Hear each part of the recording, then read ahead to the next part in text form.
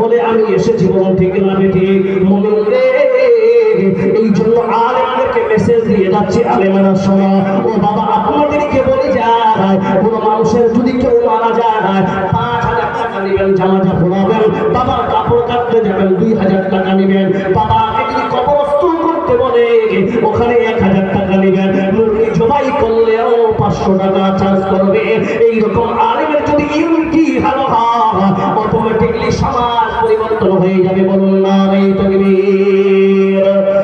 শুধু মন্ডলী, আজ আলেমদেরকে কোনো সম্মান নাই।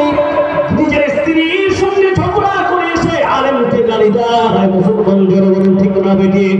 আলেম রে, এই জন্য বেশিরভাগ আলেমরা কেরালায় যায় খাটতে, বলুন ঠিক না বেঠিক? আপনার এই জায়গায় কেন 1500 টাকা 2,000 টাকা করে খাটবে? ওরা কেরালায় গিয়ে 30,000 টাকা মাস কাটতে যে।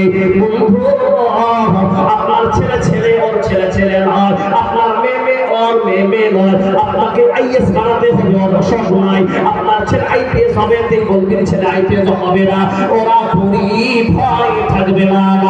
শুধু মন্ডলী, যতদিন ধরে আপনারা সম্মান করবেন না বন্ধু, নিজেই যখন ভাত খাবেন বন্ধু দেখে নিবে আপনার সম্মান কোন জায়গায় আছে আর ওদের সম্মান কোন জায়গায় আছে। গত অবসরে আমি একটা জায়গায় জলসা করতে গেলাম।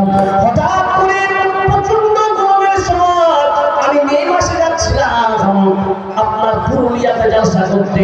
38 ডিগ্রি গরমের মধ্যে যাচ্ছি। একটা বন্ধুর গিয়ে মসজিদে গিয়ে বললাম, ভাই একটু গোসল করবো। সেই আলেমের ঘরে দেখতেছি 3টা টেবিল কিনি, খাবার এসেছে, বিরিয়ানি এসেছে, কোরমা এসেছে, খাসির মাংস এসেছে। আমি বললাম, ভাইজান গোসল করলাম।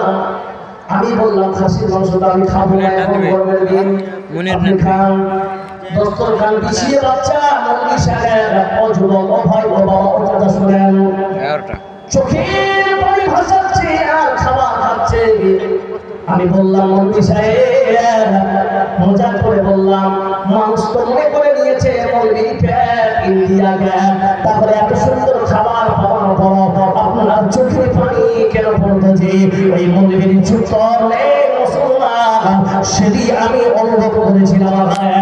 বাড়ি ছেড়ে বলছেন, মন্দির সাহেব, এই যে বিরিয়ানি খাসির মাংস ইত্যাদি আপনি দেখতেছেন, আমার মুখে তখনই হাসি আসবে যখন আমার সন্তান বিবির সঙ্গে আমি বসে একসঙ্গে খাওয়া। জোরে সরে বলুন ঠিক না বেঠিক? আজকে আমার স্ত্রী নাই, বল বাচ্চারা 3 মাস হয়ে গেল আমাকে কমিটি ছুটি দিচ্ছে না। মুসলমান, আপনার বাড়িতে স্ত্রীর হক আদায় করতেছে, আপনার বিক্রি হক আদায় করবে না, তাহলে আপনার চট্টগ্রামে আপনি মসজিদের কমিটি ভরবে। আল্লাহ এই জন্য বলতেছেন, ইন্নামা